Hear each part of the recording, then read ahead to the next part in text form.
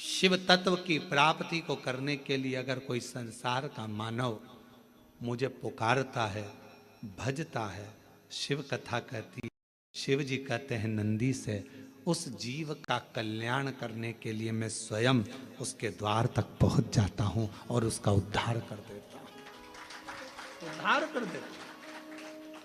पर किसका चित्त लगे?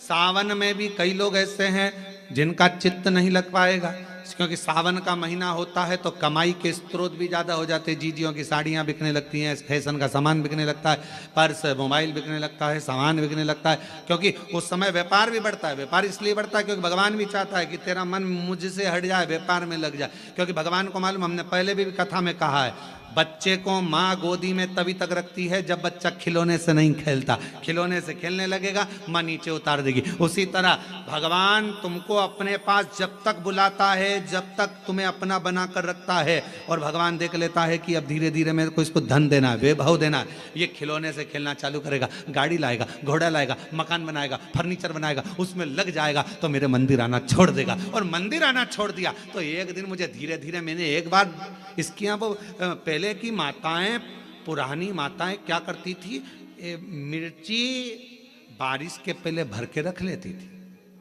धनिया बारिश के पहले भर के रख लेती थी, हल्दी बारिश के पहले भर के रख लेती थी, अनाज बारिश के पहले भर के रख ले, क्योंकि 4 महीना खाएंगे, खत्म हो जाएगा, अगले महीने में फिर 4 महीने बाद ले आएंगे। उसी तरह भगवान तुम्हें एक बार का वैभव दे देता है, एक बार का धन दे देता है, एक बार की दौलत दे देता है, फिर लोग उसको भोगने लगते हैं, और भोगते भोगते आखिरी में एक दिन ऐसा आता है कि डब्बा खाली हो जाता है। डब्बा खाली होता है, फिर रोने बैठ जाता है, तकलीफ आई, फिर लोटा लेकर भागता है। शिव जी कहते हैं, जो मेरे मंदिर में, मेरी कथा में, मेरे रस तत्व में हमेशा एक जैसा लगा रहता है, उसकी जिंदगी को भी मैं हमेशा उन्नति की ओर बढ़ाते बढ़ाते अग्रणता में लेकर चले जाता। फिर उसको डाउन नहीं करने देता, उसको नीचे नहीं आने देता।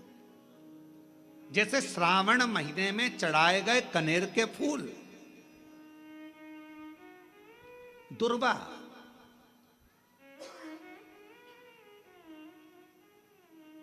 और हम सबसे कहेंगे, मान लो यदि कोई विशेष कोर्ट का केस चल रहा हो, कोई कोर्ट में कोई बातें चल रही हो, अदालत आदि में कोई कार्रवाई चल रही हो, कोई फाइल प्रशासनिक अधिकारियों के पास फंस गई हो और कुछ ना कुछ उसमें अपने को लगता है कि तकलीफ का प्रसंग है, तो हम कहेंगे शिव की आराधना करो, सत्यता पर जियो,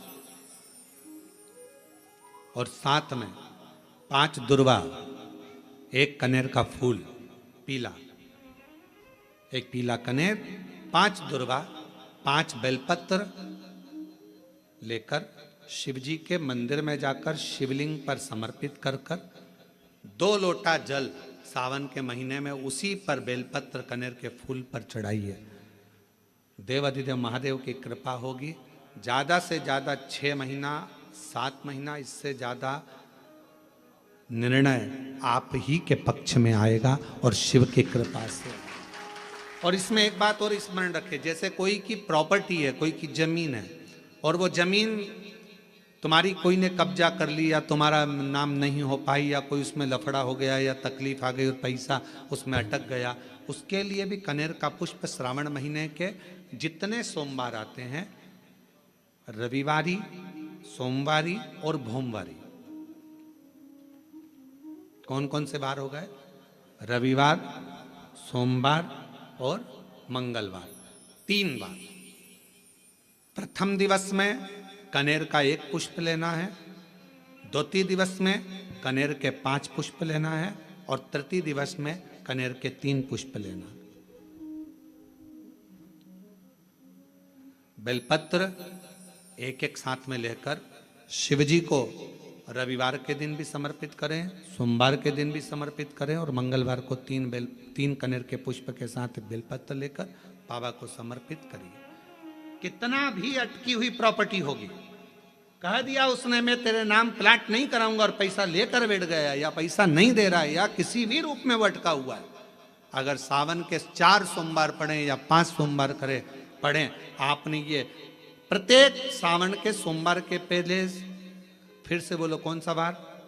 रविवार, सोमवार और मंगलवार, ये 3 बार का क्रम अगर प्रत्येक सोमवार के पहले और बाद में कर लिया तो आपको उसे प्रॉपर्टी उस व्यक्ति को तुम्हें देना ही पड़ेगी, छोड़ना ही पड़ेगी।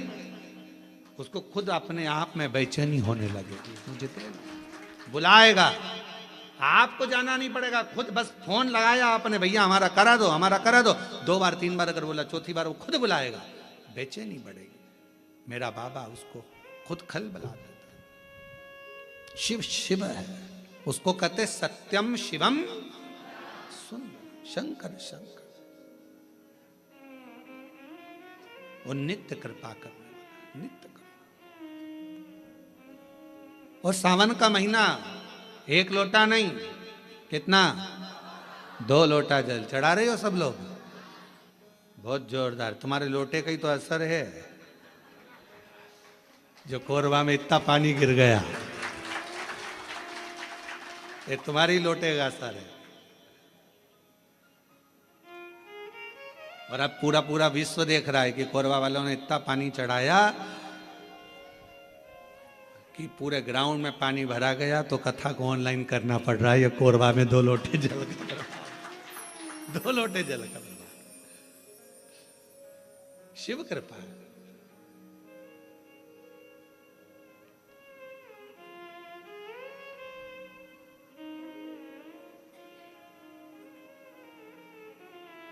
पर जितने लोग कोरबा में जो कथा सुन रहे होंगे ना टीवी पे ऑनलाइन, वो सब सिर पे पल्लू ले लेके आपस में बात तो कर रही होंगी, कौन कौन बैठा है, कौन कौन बैठा है, सबके चिंतन में फंसा।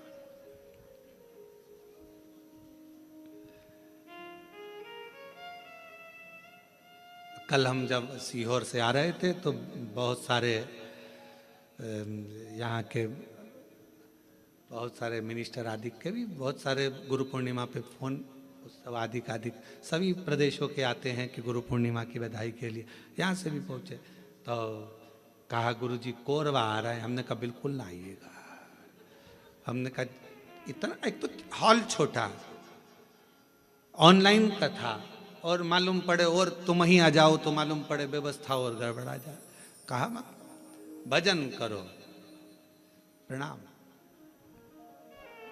शिव तत्व को धारण करो जितना कर सक, और तेरी कृपा का क्या है भरोसा, कब किस पर हो जाए, जरा से हम पर कर दो, जरा से हम पर कर दो, तेरी कृपा का क्या है भरोसा, कब किस पर हो जाए, जरा से हम पर कर दो, जरा से हम पर कर दो, जिस पर भी हो गई तेरी कृपा करुणा, वो भव पार हुआ, भव पार हुआ, जिस पर भी हो गई तेरी कृपा करुणा, वो भव पार हुआ, भव पार हुआ,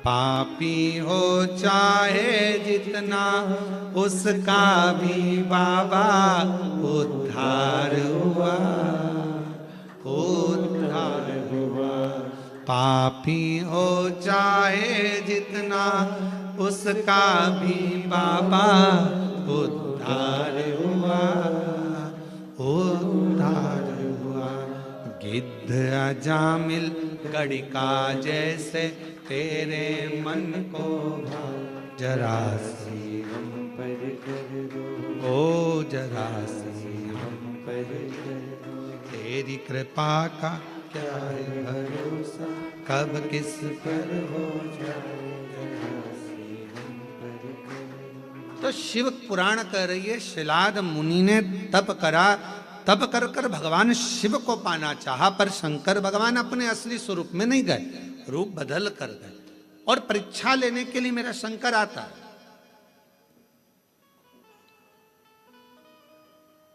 परीक्षा शिवजी बहुत लेते हैं, बहुत। शर्मा जी ध्यान रखना, शिव जी परीक्षा बहुत लेते हैं और इतनी परीक्षा लेते हैं कि व्यक्ति को अंदर से झंझोड़ देते हैं, अंदर से।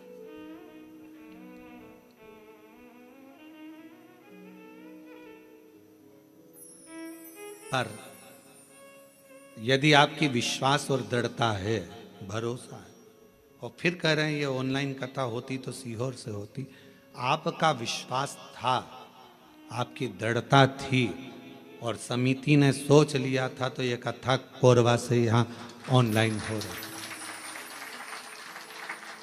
रही।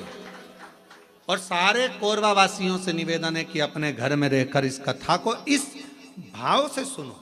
टीवी चालू कर कर, टीवी की आवाज वॉल्यूम को तेज कर कर, दुकानों पर मोबाइल रखकर एक एक कोरबा वासियों को यह कथा ऐसी सुनना चाहिए कि हम पंडाल में बैठकर कथा सुन रहे हैं और अपने घर पर, घर को पंडाल बनाकर शिव तत्व को सावन के महीने में इस पवित्र कथा का लाभ ले रहे हैं। ये भाव से श्रवण,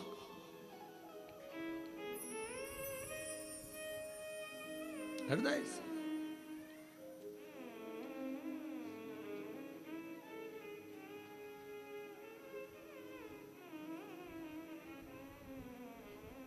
शिव पुराण कह रही है, भगवान शंकर की पवित्र कथा कह रही है, शिव तत्व कह रहा है। शिव महापुराण की कथा कहती है, भगवान शंकर का चरित्र कहता है। शिलाद मुनि ने विचार करा कि मैं भगवान से पुत्र मांग रहा हूं, संतान मांग रहा हूं, पर बाबा तो आते नहीं। आए मेरे भोलेनाथ, कभी बच्चे का रूप लेकर आ गए, कभी वृद्ध का रूप लेकर आ गए। शिलाद मुनि की पूर्ण परीक्षा ली, पूर्ण परीक्षा।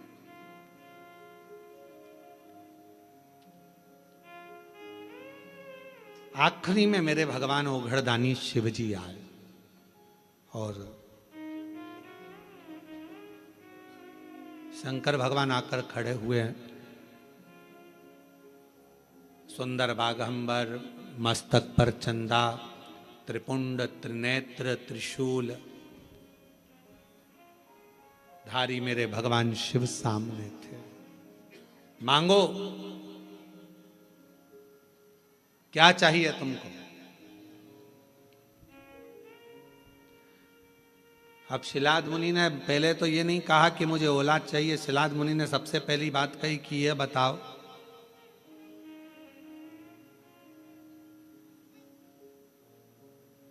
मुझे पुकारते पुकारते इतना समय हो गया, आप अब आ रहे हो? और ये आपका भी प्रश्न है। जल चढ़ाते चढ़ाते वो कहते ना,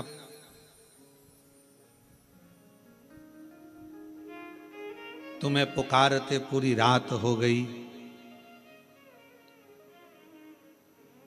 तुम्हें पुकारते पूरी रात हो गई, मेरे शिव आए ना और सुबह हो गई। मैं कितना पुकारती रही।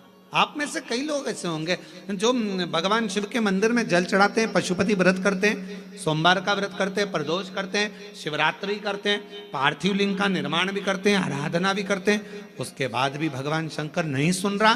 तो उसके लिए ये उत्तर मेरे भगवान शंकर शिलाद मुनि के सम्मुख में प्रश्न का उत्तर दे रहे। आपने इतना समय लगा दिया, इतना समय।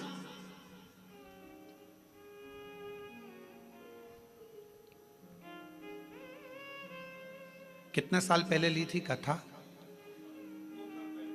2 साल पहले कथा ली थी। अब जरा विचार करिएगा, 2 साल पहले कथा ली और 2 साल से तैयारी में लगे होगे, और 2 साल से तैयारी में लगे होगे और कितना कितना परीक्षा करते करते करते करते आखिरी में भी वो कथा होते होते और ऑनलाइन हो रही है। तो जरा विचार करिएगा, थोड़ा सोचिएगा कि शिव जी या तो कुछ बाबा देव अधिदेव महादेव की जैसी मर्जी, और कहीं ना कहीं प्रभु कृपा। हर चीज में अच्छा सोचो। मेरे शंकर ने कुछ अच्छा सोचा होगा, मेरे शिव जी ने कुछ अच्छा विचार करा होगा, कुछ अच्छा विचार करा होगा। भगवान शंकर ने ये भी सोचा होगा कि तुम कथा तो करा पाओगे, पर वहां बैठने की तुम्हारे पास समय नहीं मिल पाएगा, क्योंकि हमको मालूम था कोरबा इस क्षेत्र में कथा भी हुई नहीं है। अगर हो जाती तो कोरबा में से ट्रैफिक को निकालने के लिए कम से कम पूरा 18 घंटे लग जाते। ये भी पक्की बात थी, ये भी निश्चित है, क्योंकि कोरबा क्षेत्र में कथा नहीं हुई, और इस क्षेत्र में कथा नहीं हुई तो पूरा कोरबा और कोरबा के आसपास का क्षेत्र पूरा जब उलटता, और आजू बाजू में ये भी लगा है तुम्हारा झारखंड और ये सब उड़ीसा की बॉर्डर, तो ये भी सब आ जाता।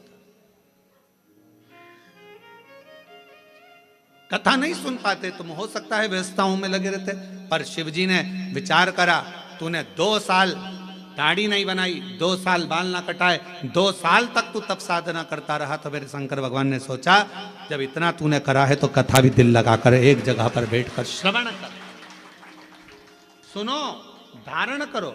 ये शिव सोच, अच्छा सोचो, कुछ अच्छा ही मेरे बाबा ने लिखा। और ये जितनी माताएं बैठी ना, जीजियां जितनी बैठी है बाहर कुर्सी पे, जो लोग बैठे हैं, ये बड़े खुश होके सुन रहा है इतनी प्रसन्नता में, क्योंकि इनको ही मालूम इतनी पास से तो कथा नहीं मिल सकती थी ये तो, क्योंकि ना जाने पंडाल में भी कहाँ बैठते और एलईडी पर देखते, पर इतने करीब में बैठकर कथा सुनने को मिल रही है, तो तुम तो घर जाके 2 लोटा क्या 4 लोटा जल चढ़ाने वाली, पक्का है ये विचार तो पक्का है। अब यहां से जाओ तो तुम यहाँ के collector, SP, SDM, IG, commissioner, SD सबको धन्यवाद देना, 2 लोटे जल का प्रताप था जो तुमने महाराज की कथा इतने पास में से सुनवा दी। महाराज ये कृपा है, शिव तत्व है शंकर। शंकर कुछ अच्छा सोचा होगा उसने, बहुत अच्छा सोचा, उसकी करुणा है बहुत। विचार कर,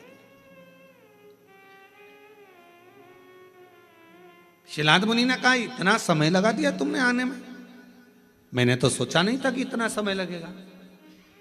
महाराज, लिखावट बता देती है पेन में स्याही कौन सी है, और सिखावट बता देती है कि घर में कमाई कौन सी है। सावधानी रखकर सुनना जरा, घर की कमाई और पेन की स्याही, ये दोनों हमारे सामने जरूर आती है। एक घर की कमाई और पेन की स्याही, ये दोनों हमारे सामने जरूर आती है। हमारी लिखावट बता देती है, जब हम लिखने बैठते हैं लिखावट बता देती है कि तुम्हारे पेन में स्याही कौन से रंग की है, ये तुम्हारी लिखावट बताएगी। और महाराज, सिखावट तुम्हारे घर की कमाई बता देगी।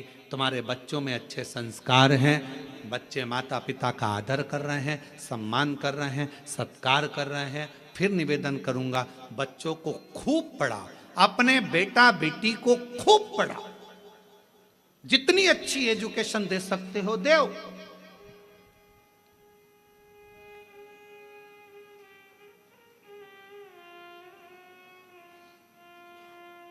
खूब पढ़ाओ, पर बच्चों को पढ़ाने के साथ में संस्कारों में भी ढालो। ज्यादा पढ़ने के बाद बच्चे आपको खुद, जिन बच्चों को आपने पढ़ाया अगर उनमें संस्कार नहीं होंगे तो वो बच्चे धीरे धीरे आपको बेवकूफ समझने लगेंगे। मम्मी तुम्हें अकल नहीं है, तुम चुप रहो। पापा अपने ऑफिस में ये बात बताना, हमको मत बताओ। हमने कई लोगों को देखा है, बड़े बड़े पद अधिकारियों को देखा है, जिनकी सत्ता पूरे ऑफिस में चलती है पर घर में औलाद से हार जाते हैं, घर में औलाद से हार जाते हैं। हमने बड़े बड़े, हमारा तो सब दूर जाना है, सब दूर से मिलना है, सबसे मिलना होता है, सबके पास जाना होता है। बड़े बड़े अधिकारी बहुत ऊंची पोस्ट पर हैं, बहुत ऊंचे पद पर हैं, जिनकी धाक सब दूर चलती है, पर रिटायरमेंट होने के बाद वो बाप भी आंख में से आंसू बहा कर कहता है कि मैंने बच्चों को पढ़ाया, खूब ऊंचे पद पर पहुंचाया, खूब एजुकेशन में पैसा लगाया, पर मेरे बच्चों को मैं संस्कार देना भूल गया। वो बच्चे आज मुझे सिखाते हैं, चुप रहो, ज्यादा मत बोलो, अपना अब हम नहीं सुन सकते, अब शांति रख लो, ये बच्चे कहते हैं, ये बच्चे कहते हैं। हमने पढ़ाया, एजुकेशन दो अपने बच्चों को, खूब पढ़ाओ, खूब विद्यादान कराओ, खूब अच्छा पढ़ाओ। जितने आस्था चैनल पर कथा सुन रहे हैं, मैं सबसे निवेदन करूंगा, जितने फेसबुक यूट्यूब पर कथा सुन रहे हैं उनसे भी कहूंगा, अपने बेटा बेटी को तुम्हारी सामर्थ्यता से ज्यादा पढ़ाओ, अच्छी एजुकेशन कराओ, पर एजुकेशन के साथ संस्कार जरूर देना। अपने घर के संस्कार देना जरूरी है। बच्चे तुमको पढ़ लिखने के बाद ये ना समझे कि मेरे माँ बाप बेवकूफ हैं।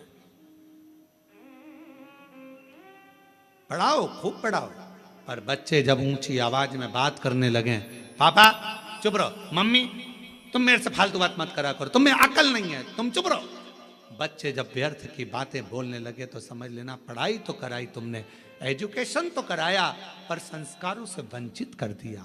संस्कारों से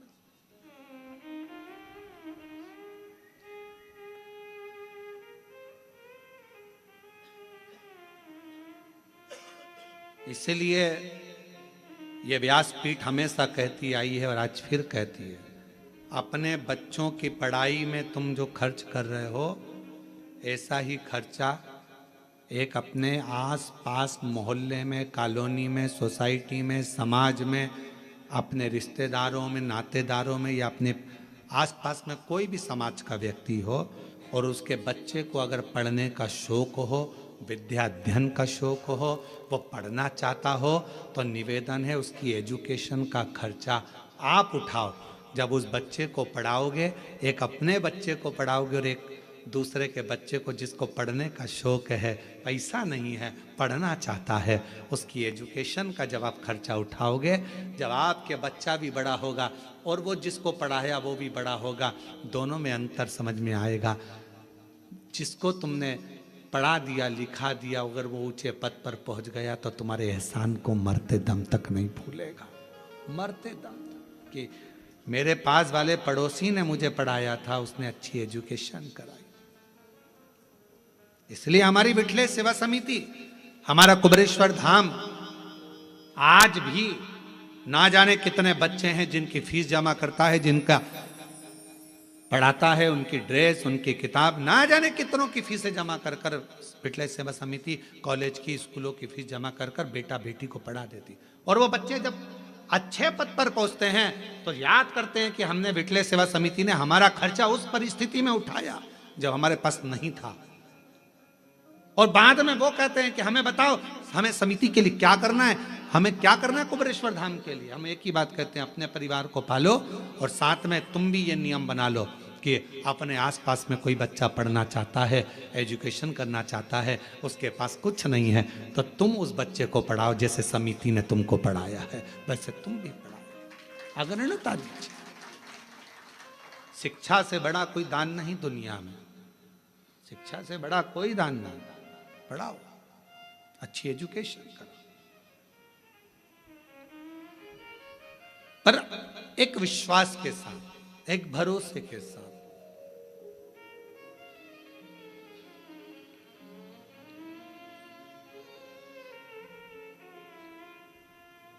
मैं तो बैठी थी गंगा किनारे, मैं तो बैठी थी गंगा किनारे।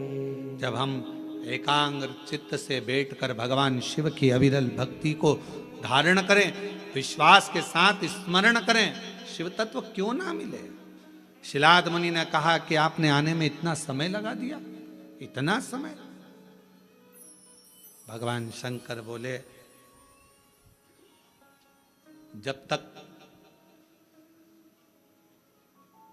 तेरा भाग्य प्रबल ना हो, जब तक तेरे कर्म की प्रधानता ना हो, तब तक मैं समय पर आकर देता भी नहीं। और मेरी जीजियों जीजाओं, व्रत करते करते बहुत समय हो गया और भगवान नहीं सुन रहा है तो समझ लेना थोड़ी फाइल मोटी है, समय लग रहा है, लगने दो, होने दो, अपना कर्म करते जाना है। 3 चीजें हैं, एक भाग्य, दूसरा समय, तीसरा कर्म। शिव महापुराण में भगवान शंकर शिलाद मुनि से कहते हैं, जब भाग्य प्रबल होता है तो मनुष्य का देह मिलता है और भाग्य प्रबल होता है तब मनुष्य के देह में भगवान शंकर की भक्ति मिलती है। भाग्य प्रबल होता है तो सावन महीने में शिव महापुराण की कथा मिलती है। यह भाग्य की प्रबलता है। हम आपको बार बार देखकर धन्यवाद दे रहे हैं। गजब की किस्मत पाई है जो सावन महीने में शिव पुराण की कथा इतनी अड़चनों के बाद भी श्रवण कर रहे हो कोरबा में। ये बड़ा आश्चर्य वाली बात है। आप लोगों के लिए बड़े सरल बात होगी, पर हमारे लिए तो बहुत आश्चर्य की बात है, बहुत आश्चर्य।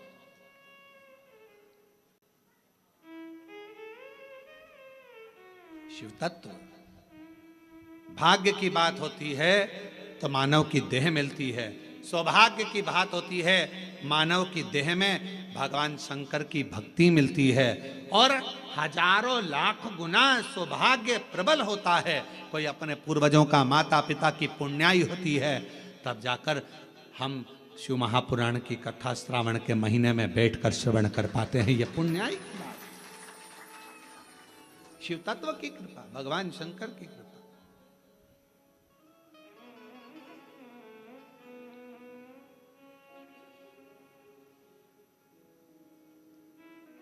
और हरिओम में ओम समाया है, मेरा भोला नगर में आया है। हरिओम में ओम समाया है, मेरा भोला नगर में आया है। हरिओम में ओम समाया है, मेरा भोला नगर में आया है। हरिओम में ओम समाया है, मेरा भोला नगर में आया। मेरा भोला नगर में आया है, मेरा भोला नगर में आया है। मेरा भोला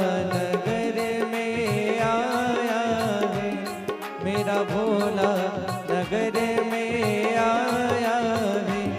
हरिओम में ओम समाया है, मेरा भोला नगर में आया। हरिओम में ओम समाया है, मेरा भोला नगर में आया। मेरा भोला नगर में आया है, मेरा भोला नगर में आया है।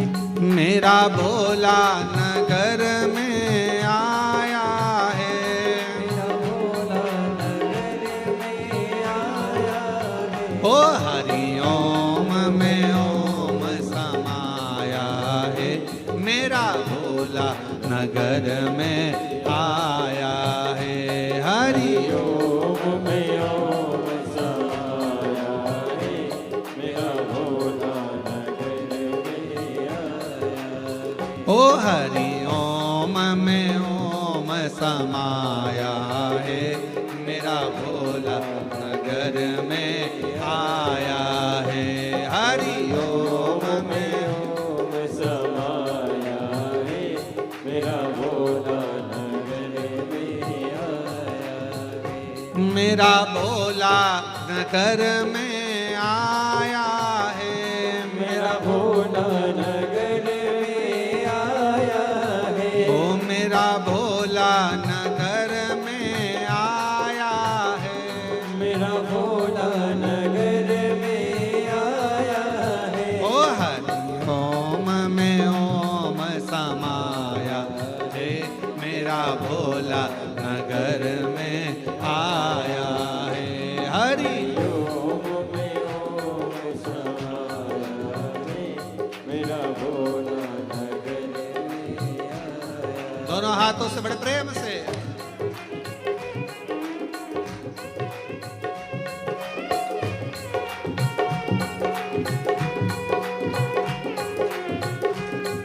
शंभो।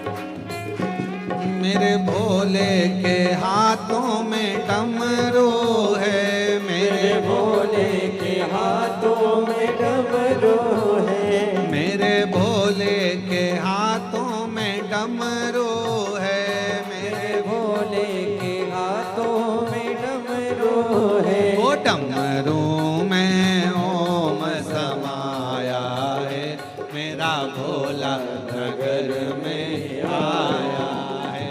डमरू में ओम समाया है, मेरा भोला नगर में आया है। ओ डमरू में ओम समाया है, मेरा भोला नगर में आया है। डमरू में ओम समाया है, मेरा भोला नगर में आया है। मेरा भोला नगर में आया है, मेरा भोला नगर में आया है। ओ मेरा भोला नगर में आया है, मेरा भोला नगर में आया है। हरि ओम में ओम समाया है, मेरा भोला नगर में आया है। हरि ओम